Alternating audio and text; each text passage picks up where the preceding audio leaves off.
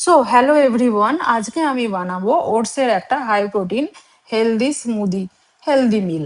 এটা বানানোর জন্য কাজু, কিশমিশ, ওটস, আমন্ড, আখরোট, খেজুর সব কিছু দিয়ে মিক্সিতে একটা ডাস্ট করে নিতে হবে। এই ডাস্টটা হয়ে গেলে তারপরে এটাকে একটু নাড়িয়ে চাড়িয়ে এর মধ্যে 150 থেকে 200 গ্রাম মতো টক দই দিয়ে দিতে হবে।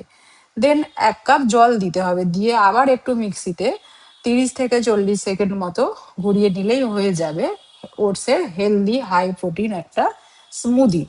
এটা খেলে অনেকক্ষণ পেট ভর্তি থাকে। যারা ওয়ার্কআউট করে 1.5 থেকে 2 ঘন্টা বা 2 থেকে 3 ঘন্টা, তো তারপরে এটা খেলে আমাদের শরীরে যে প্রোটিনের ঘাটতিটা থাকে সেটা খুব অনায়াসেই পূরণ হয়ে যায়।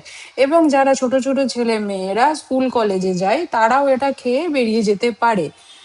এটা একটা হেলদি হাই প্রোটিন মিল এবং এখানে রেডি হয়ে গেছে ওটসের স্মুদি। তো এইরকম ভাবেই খাওয়া দাওয়া করলে প্রত্যেকের শরীর খুব ভালো থাকবে, সবাই খুব সুস্থ থাকবে।